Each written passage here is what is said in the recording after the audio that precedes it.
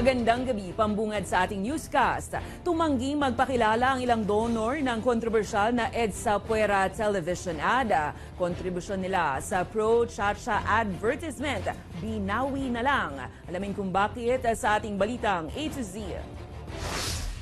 Concerned po sila sa kanilang privacy at security. Binawi na ng lead convener ng People's Initiative for Modernization and Reform Action o PIRMA ang una nitong pangako sa pagdinig sa Senado na papangalanan ang mga donors nito. Partikular, ang mga nagpondo ng kanilang pro-charter change commercial na EDSA Puera. Nakakagulat na all of a sudden, parang hindi na sila naniniwala dun sa advocacy na pinondohan nila. I think right now there is a little bit of a controversy. There are anti-People's Initiative, there are pro-People's Initiative.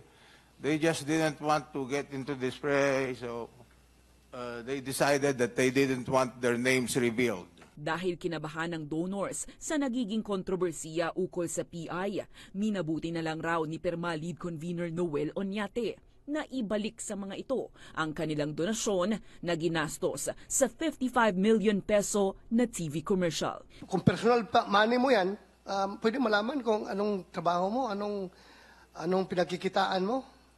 Well, I'm a businessman. I used to own an airline, Asian Spirit Airline, and then I've been an investment banker.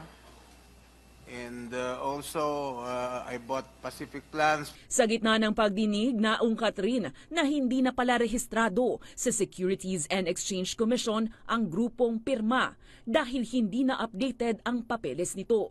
Depensa naman ng PIRMA, nagsumiti ito ng update nito lang Pebrero. We made submissions in the online portal of the SEC updating the email and the contact persons. And after that, we are expecting a reply, Madam Chair. But the process is... Wala na to. Multo na to. The process is, Madam Chair, we submit... Wala na PIRMA, 20 anyos na.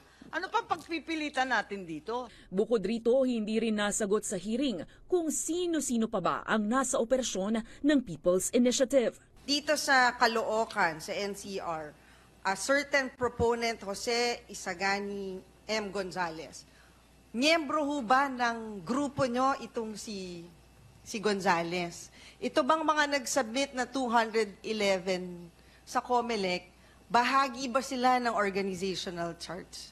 The operations guy of PIRMA was also invited in this hearing. Unfortunately, he could not make it. His name is Attorney Red Tuazon, and I'm sure he will be able to answer all the questions of all the people or volunteers of PIRMA in the field.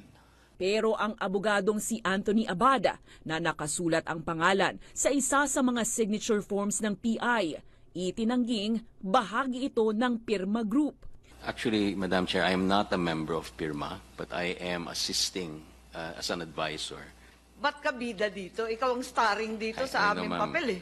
I'm unexpectedly infamous for this. But, Madam Chair, it's actually a curse of the alphabetical, my name being, AAA.